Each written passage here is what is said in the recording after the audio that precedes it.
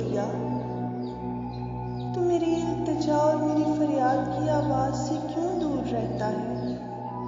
اے میرے خدا، میں دن کو پکارتا ہوں پر تو نہیں سنتا، اور رات کو بھی، پر تو میری طرف توجہ نہیں کرتا۔ مگر تو، اے مدائے اسرائیل، تو مقدس میں سکونت پذیر ہے۔ ہمارے باپ دادا نے تجھ پر توکل کیا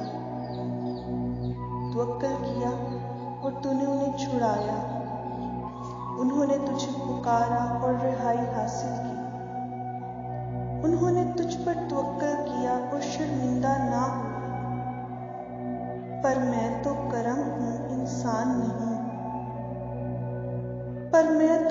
ہوں، انسان نہیں۔ آدمیوں میں ذلیل اور لوگوں میں حقیر۔ سب جو مجھے دیکھتے ہیں وہ مجھ پر ہنستے ہیں۔ وہ منہ چڑھاتے اور سر ہلاتے ہیں۔ اس کا توکل خداوند پر ہے، وہ اسے بچائے گا۔ جبکہ وہ اس سے پیار کرتا ہے تو وہ اسے چھڑائے۔ تو وہی ہے جس نے رحم ہی سے میری رہنمائی کی ہے اور مجھے محفوظ رکھا جب میں شیر خوار ہی تھا۔ میں پیدائش ہی سے تجھ پر چھوڑا گیا، میری ماں کے بطن ہی سے تو میرا خدا ہے۔ مجھ سے دور نہ رہ، کیونکہ میں مصیبت میں مبتلا ہوں۔ قریب ہو، کیونکہ کوئی نہیں جو مدد کرے۔ بہت سے بیل مجھے گھیرے ہوئے ہیں، باشانی سانڈ میرے چاروں طرف ہیں۔ وہ پھاڑنے اور گرجنے والے شیر کی مانند مجھ پر منہ پسارتے ہیں۔ میں پانی کی طرح بہایا ہوا ہوں اور میری سب ہڈیاں اکھڑی ہوئی ہیں۔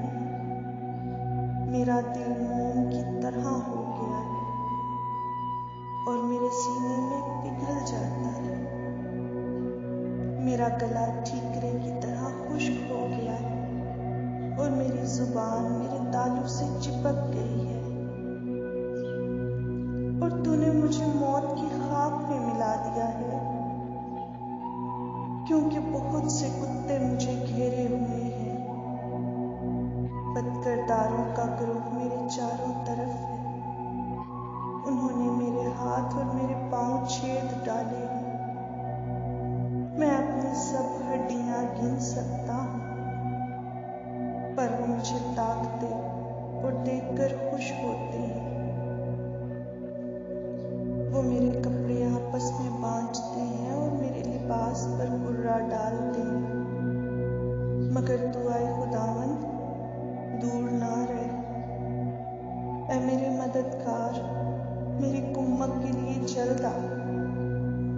میری جان کو تلوار سے اور میری زندگی کو کتے کی گرفت سے چھڑا۔ مجھے شیر کے منہ سے، بلکہ مجھ بیچارے کو سانڈوں کے سینگوں سے بھی بچا۔ میں اپنے بھائیوں میں تیرا نام مشتہر کروں گا، جماعت کے درمیان تیری حمد کروں گا۔ اے تم جو خداوند سے ڈرتے ہو،